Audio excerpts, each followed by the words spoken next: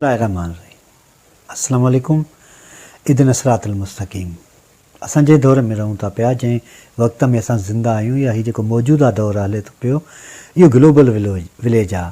हिन में छा आहे त जेके बि नंढियूं नंढियूं शयूं असां कयूं था पिया, जेके बि अमल कयूं था पिया, उहे जल्द में या फेसबुक ते रखूं था या इंस्टाग्राम ते या ट्विटर या जेके बि फॉर्म आहिनि जेके सोशल मीडिया ते जेके अची था वञनि, उन्हनि ते यूज़ था कयूं। पोइ उनजो इम्पैक्ट असांजी ज़िंदगीअ ते ॾाढो थो पए पियो। असां कॾहिं कॾहिं ॿियनि माण्हुनि वांगुरु जीअणु शुरू था कयूं, जेकॾहिं कंहिंजो लिबास था ॾिसूं उन वांगुरु पाइणु शुरू था कयूं, जेकॾहिं असां कंहिंजो ॻाल्हाइण जो अंदाज़ था ॾिसूं उन जी नकुल करणु शुरू था कयूं, या कंहिं तस्वीर ॾिसूं था त उन जी वांगुरु थियणु था शुरू कयूं, त इहे शयूं असांजी लाइफ ते इम्पैक्ट छॾींदियूं थियूं अचनि पियूं।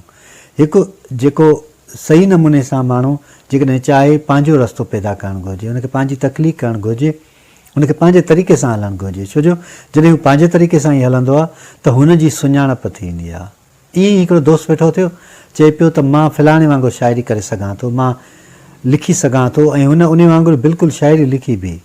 त उहो उनजो पाशो हुयो, उहो उनजो ओलड़ो हुयो, उहो उनजो अक्स हुयो, उहो रियलिटी न हुयो। जेका रियलिटी हुई उहो ख़ुदि माण्हू आहे जेको तकलीफ़ करे थो वञे या उनखे ठाहे थो वञे। बाक़ी ॿिया उनजी नकुल कंदा रहंदा आहिनि, ऐं नकुल त हमेशह नकुल ई हूंदो आहे, उहो कॾहिं बि असुलु नथो थी सघे।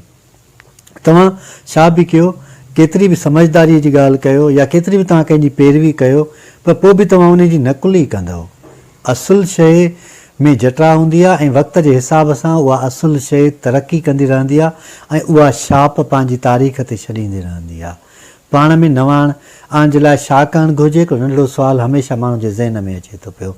नवाण आणण जे लाइ असां ते इहो लाज़िम आहे त पाण उहे शयूं ॾिसूं, उहे शयूं महसूसु कयूं जेके असांजे में कुदरती तौर ते मौजूदु आहिनि। यानी असांजी तकलीफ़ करण जी कुवत कुदरती तौर असां में मौजूदु हूंदी आहे, ऐं उहा सुञाणणु घुरिजे, उहा ॼाणणु घुरिजे, ऐं उन बुनियाद ते ई असां जेकॾहिं कमु कंदासीं त मां सम्झां थो पंहिंजी आइडेंटिफिकेशन थी सघे थी। वरना त ईअं हुजूम में माण्हू गुम थी वञे थो, ऐं हुजूम में गुम थियण खां पोइ का शइ लभंदी ई कान्हे का। ईअं जेकॾहिं कंहिं जॻह ते का सुई उछलिजे त उहा गुम थी वञे, या ईअं ई कंहिं गोड़ में नंढिड़ो ॿारु मेले ते जीअं गुम थी वेंदो आहे, ईअं ई माण्हू वाइड़ो थी वञे थो, परेशान थी वञे थो, ऐं हुनखे कंहिं बि क़िस्म जो रस्तो ॾिसण में नथो अचे। तंहिंजे करे कुझु शयूं पाण में गौर फ़िक्र करण खां पोइ तव्हां उहे पाण में आणे सघो था, उहे एडॉप्ट करे सघो था, या उन्हनि खे पंहिंजी लाइफ में आणे सघो था।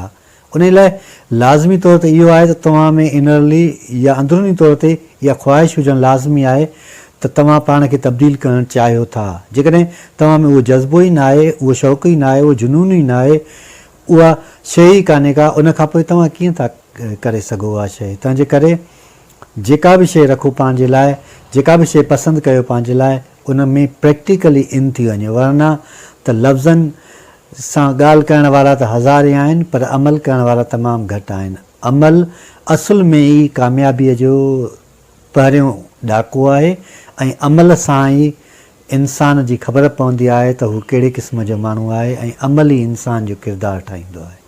अलाह साईं असां सभिनी खे सिधो रस्तो ॾेखारे ऐं सिधे रस्ते ते हलण जी तौफ़ीक़ अता फ़रमाए।